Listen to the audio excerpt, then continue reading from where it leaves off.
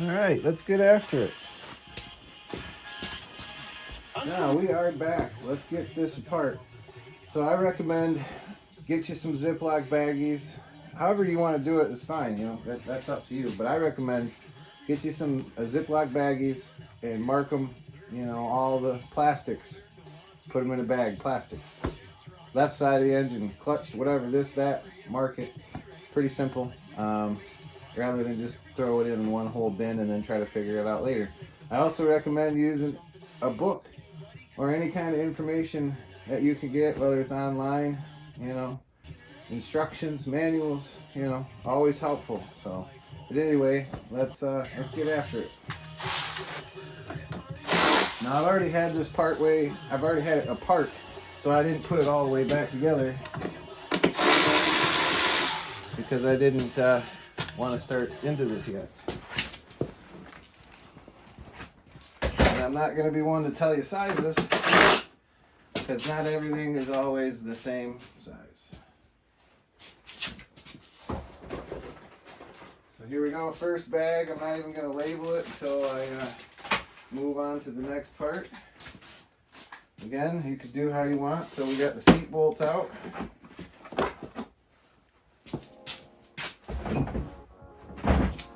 Make sure you make some room where you can put your stuff. I'm trying to set my tools in foam and keep it a little quieter because the banging is no good for your ears, I imagine, right? So.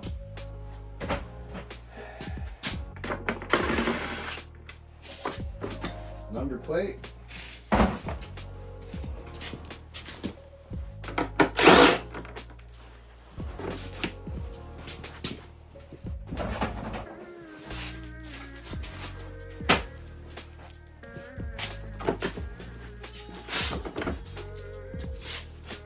Now I'll bring you in closer.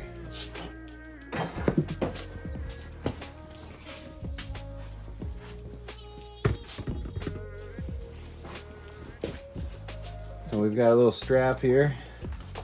Oh, this is again, I've never rebuilt one of these. I've never done this year. I've done right around newer, older, but anyway, I've never done this bike, so we're gonna learn and go together as we go.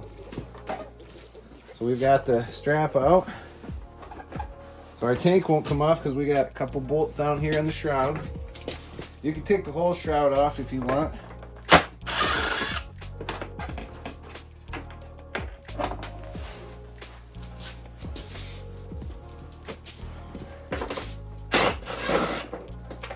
But I believe I'm going to just leave it on.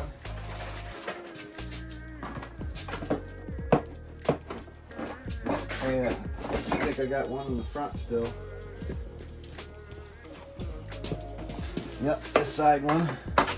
So you're going to have two bushing bolts on the front of the tank, one on either side. I already got the one other side's already out. So you can take the whole shrouds, the tank and all. Now we're getting in there. That's what I love about these dirt bikes, man. It really makes it quick work tearing into them. Subframe. Just got one bolt up front. Put that in the bag.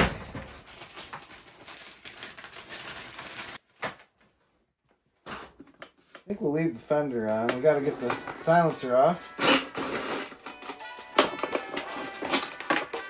Oh, now you can't see. I'm going to have to move again. Plus I lost my washer. There it is.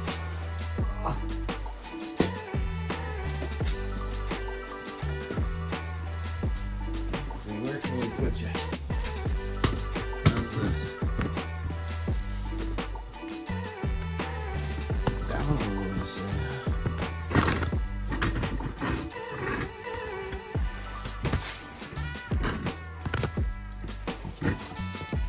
Silencer off. So I got this bolt I just took out. Slide that out. Nice FMF shorty. And you can tell, I mean, it's got rivets.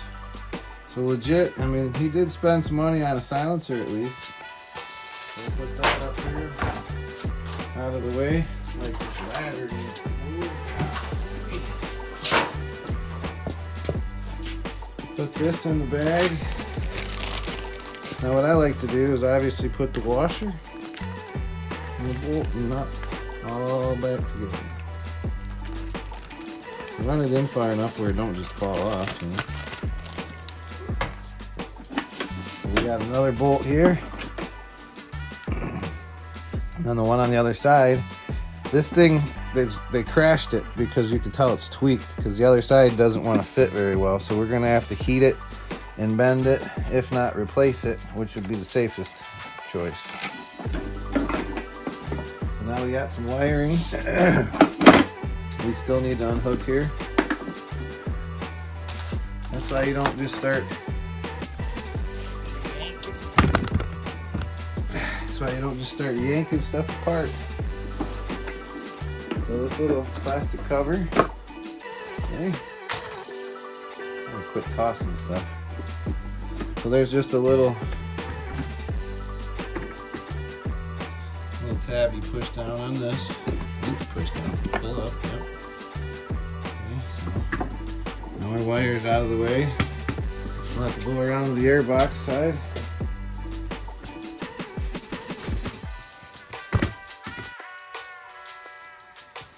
So what you want to do next, once you get your wires unhooked, those other bolts, you'll be able to get in and loosen up your airbox here.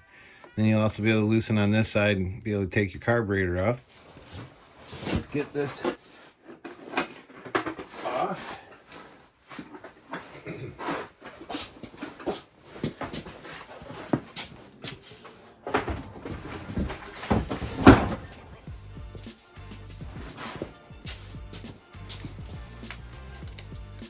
Keep this out of the way. There we go. I want to get in here so I can show you. Yeah, I was hopeful. We'll see. Let's get this clamp.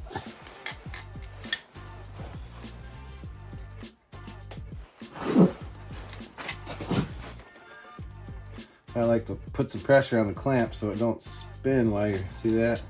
Now I can't get at it. But luckily I got it loose enough. Pop her out. And get all your lines out. Now this is optional. You can hang her up or you can loosen it up. Carefully pull your slide out. And then you can put a bag around this, set it out of the way. I wouldn't bend your cable too far because you'll obviously bend it. But what I'm going to do, you can see the shape here. So obviously it goes in this way. As you put it in, this needle needs to go right in the center. Just right. So don't force it, don't rush it. But I'm just going to put this back together because I'm just going to leave it hang, which I really don't recommend. But I don't want to damage any of those parts. I don't want to bend this cable too far. I don't want dirt to get in there. I'm just trying to get the engine out of here. So we're just going to put this back on. Set this. We'll end up tying this up or wrapping her up or something here. Look at that. We'll use its own plug. There. She's tucked out of the way now. Let's get this cage out.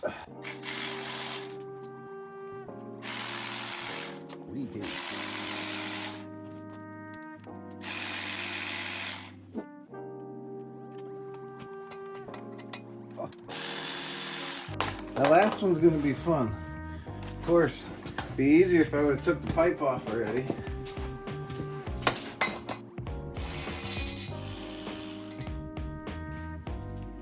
Well, careful now. I'll leave that one in there until I get around here. So I'm going to get a baggie. And this is just going to be for the reeds, the whole cage. Should be able to fit the whole thing in there. Now the first thing you're going to want to do is obviously check your gasket. And sure enough, that looks pretty new. So the feller was you know, somewhat serious when he said things were changed and done. Let's check out our reeds. Whoop, don't tear the gasket now. So, at first glance, reeds look great.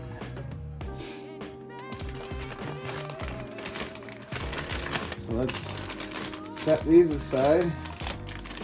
Now I'm going to bring you in, because when you get your machine home, you can see it really didn't take me very long to do this. So I'm going to show you why you should do this before you go out ripping. Okay, so we'll be back.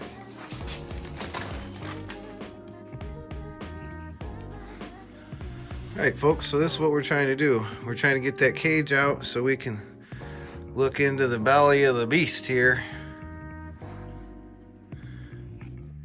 So first glance, you can see the piston. And so far, it looks pretty good. Let me see how close I can get you in here. So not too bad yet.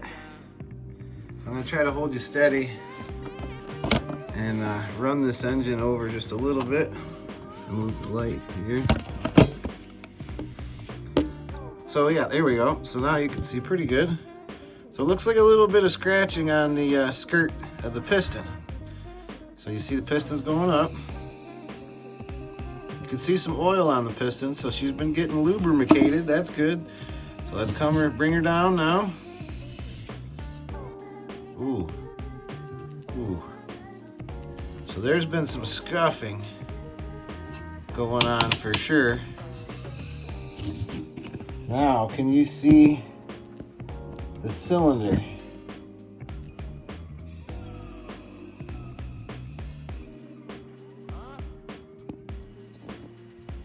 It's really hard to see in there on camera. But my point is, folks, if you get your machine home, look in there and see.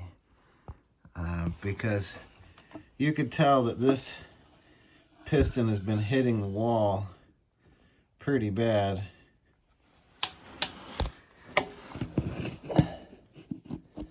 You can see my rings. So she's not that bad, but guess what? You keep ripping her like that, and you're gonna wish you would have just threw a new top end in it at least.